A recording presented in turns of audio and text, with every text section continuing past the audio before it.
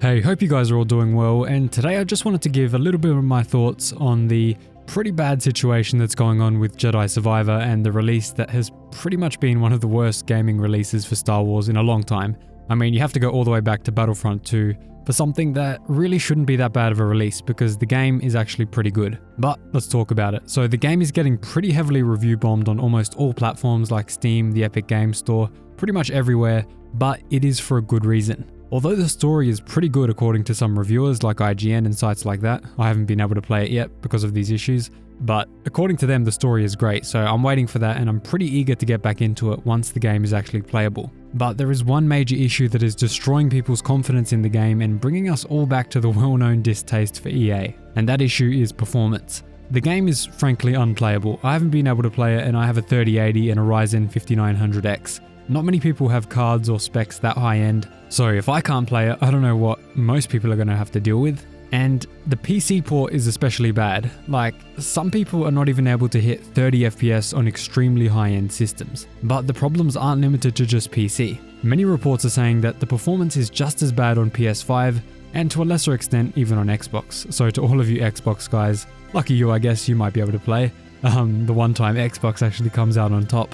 But I don't own either of those consoles, so you guys let me know down below if you're having any of these issues on PS5 or Xbox. And I don't think it's on the older ones, PS4 and Xbox 360. If it is, let me know, but I'm pretty sure it's only the next gen consoles. I don't think they released on the older ones. Now, they did release a day one patch, which they said was going to fix the situation, but that doesn't seem to have fixed anything. According to many of the reviewers on YouTube and everywhere else, Twitter, it seems that there is some slight improvement from this day one patch, but it's certainly not enough, and you can't be releasing a game for full price, $90 here in Australia, and have these massive issues. It has to be playable on release. So for a company this big to be releasing unfinished or untested games, it's not a good look, and once again puts Lucasfilm in a bad light, just like what happened with the launch of Battlefront 2. In that case, Lucasfilm themselves had to step in and demand the EA correct course because of their out-of-control microtransactions, and they were actually harming the reputation of Lucasfilm and the brand of Star Wars, so they couldn't have it and they had to step in. I don't think it's going to get that bad with this situation, as this is more of a gameplay issue, a technical issue. It's not something that most people are going to see as morally bad, like what was happening with the microtransactions. But it's still not a good look, and especially with what's been happening with the Star Wars TV shows, which, let's not go there, we'll save that for another video. So on top of all of these performance issues, there are even issues with the actual gameplay. You literally can't listen to like 80% of the cutscenes in the game because of a repeating audio bug where the first word stutters over and over again like 100 times. I'll play that on screen now. Just be warned, if you got headphones on, this is not going to sound good for you. Traffic. Looks like this portal's under maintenance. As soon as we breach the surface, jump to light speed. Took some hits back there. You mind running diagnostics while I transmit the intel? Gyro's failing. We need that.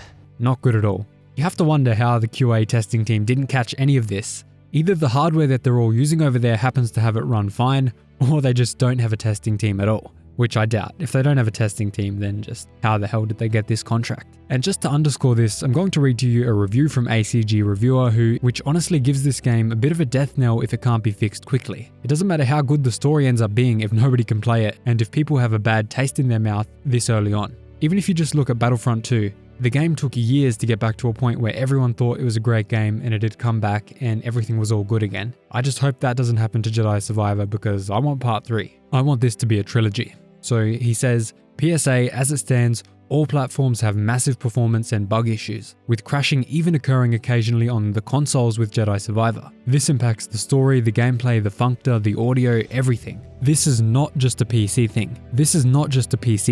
Patches are incoming. Yes, patches are indeed always incoming. That's how patches work. And that's good because this game is as close to not working as I have seen in a title in a review period since Days Gone. At this time, the actual game itself is severely impacted across all platforms by technical problems and impacts everything from story beats to voiceovers. More later. So that is a pretty scathing review, and if they can't get these things fixed, this is going to be a massive problem for the game, and it's really going to hurt the reputation of the game going forward. I really want to enjoy this story after how good the first game was, so this is just sad to see. So continuing on with some of these reviews, Michael, Legacy Killer HD says, decided to play Jedi Survivor on Xbox Series X, the one platform we said shouldn't have these issues. Only a few hours in, but the first planet didn't have many issues. I'm now onto the second planet and having tons of issues. Constant FPS drops, scenes are glitching out and repeating, textures not loading properly, need that day one patch. Well, the day one patch is not going to help, sadly. And to pretty much cap all of this off, EA was forced to make a statement just recently, a few hours ago. EA and Respawn, they basically said, we are aware of the Star Wars Jedi Survivor, we are aware that it isn't performing to our standards for a percentage of our PC players, which that's not exactly correct, it's not even performing on consoles. And they say that players using cutting-edge multi-threaded chipsets designed for Windows 11 were encountering problems on Windows 10. That doesn't sound too correct. I mean, I think it's just having bad performance on pretty much every platform. I don't know about it being to do with the operating system. And they say high-end GPUs coupled with lower performing CPUs also saw unexpected frame loss. I mean, that may be happening, but if we look at the examples from many of the reviewers, they've all got massive $6,000 PCs. Mutaha, some ordinary gamers, he's got an absolutely decked out PC. Pretty much the top of the line, anything you can get, he's got it. And even he's having issues, so you can't say that it's CPU bound. So I don't know what's going on in this statement. They say there's no comprehensive solution for PC performance and the team's been working on it. I hope they get it out soon. I hope they get this patched because it's going to be a massive problem if this continues. It looks like they're working hard on it. I wish them the best. I wish them luck because according to everything we've seen so far, the story is amazing. It's just going to be actually accessing that story, which is going to be a massive problem. So pretty much all I can say in the end is don't pre-order any games. Pre-ordering is never a good thing. Especially don't order this game now. Wait till the patches finish up. Wait till they get everything fixed up. Maybe the performance will improve. I'm pretty sure it will. I'm pretty sure this is going to be an amazing game in a few weeks, but if most people have lost interest by then, that's going to be a problem. So watch out, read the reviews, see when things start to improve, then pick up the game, enjoy that story, and I hope it's going to be a great addition to Star Wars canon. I've been looking forward to this since pretty much the first one came out. Since I finished that, we need a follow-up, and this is going to be that follow-up. It's just, I hope these issues can be fixed, and the story is going to be great. So if you guys can actually play the game, tell me how the story is, keep me updated. I'm going to get into it as soon as I can play it, and I hope to be absolutely impressed with where it's going. Thanks so much for watching, guys. I really hope you enjoyed the video. I hope you enjoyed these more laid back ones where I just talk about a topic, give some opinions, throw some things out there from the community, see what you guys are feeling, and let's just try and get the pulse. Let's see how things are going in the community, and let's hope that this all resolves itself. Thank you guys, and I'll see you in the next video.